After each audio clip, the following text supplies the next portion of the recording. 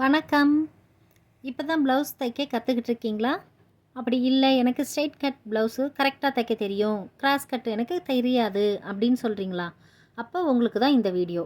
Straight cut பண்ண தெரிஞ்சாலே cross cut ரொம்ப ஈஸியாக கட் பண்ணி தைக்கலாம். அதுக்கான வீடியோ தான் இது. நீங்கள் ஃபஸ்ட்டு ஸ்ட்ரெயிட் கட்டில் ஒரு சார்ட்டில் கட் பண்ணி எடுத்துக்கோங்க. நான் இப்போ வந்துட்டு நார்மல் ப்ளவுஸ் ஸ்ட்ரெயிட் கட்டில் கேட்டிருக்காங்க, லைனிங் கிளாத்தில் தைக்கக்கூடிய ப்ளவுஸு கிராஸ் கட்டில் கேட்டிருக்காங்க. அதுக்காக நான் நார்மல் ப்ளவுஸில் கட் பண்ணுறேன் இல்லைங்களா, அதை வந்துட்டு ஸ்ட்ரெயிட் கட் போட்டு கட் பண்ணி எடுத்துக்கிட்டேன். இதுதான் நீங்கள் வந்துட்டு சார்ட்டில் கட் பண்ணிக்கோங்கன்னு சொல்கிறேன். இப்போ கிராஸ் கட் எப்படி நம்ம கட் பண்ணணுன்றதை பாருங்கள். ஃபஸ்ட்டு ஏற்கனவே கட் பண்ணி வச்சுருக்கோம் இல்லையா சார்ட்டில், அதை எடுத்து பேக் சைடு ஃபஸ்ட்டு செட் பண்ணிவிடுங்க. அதாவது எந்த துணியில் உங்களுக்கு கிராஸ் கட் வேணுமோ அந்த துணியை முதல்ல ரெண்டாக மடிச்சுக்கோங்க. கரைப்பகுதி சைடில் வரணும், கட் பண்ணியிருக்கக்கூடியது மேலேயும் கீழேயும் வரணும். அப்போ ஒரு பக்கத்தில் நம்ம மடித்ததுக்கப்புறமா பேக் சைடு வச்சுட்டு பின் பண்ணிக்கோங்க.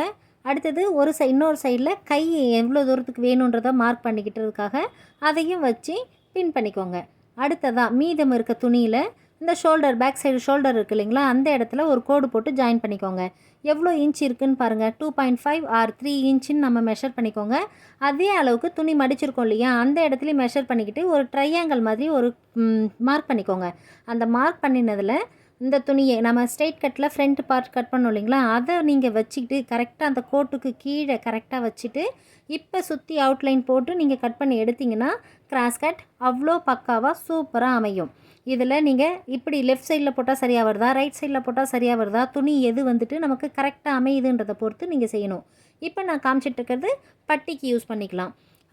இந்த ஆம் ஹோல் சைடில் இருக்கக்கூடிய துணியை கிராஸ் கட் போட்டு கழுத்துக்கு யூஸ் பண்ணிக்கலாம்.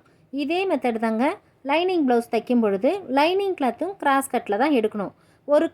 ஒரு துணி வந்துட்டு கிராஸ் கட்லேயும் ஒரு துணி வந்துட்டு ஸ்ட்ரெயிட் கட்லேயும் எடுத்திங்கன்னா அதுவும் துணி வந்துட்டு தைச்சதுக்கப்புறம் சரியாக இருக்குமான்னு கேட்டிங்கன்னா சரியாக இருக்காதுன்னு தான் சொல்லுவேன்.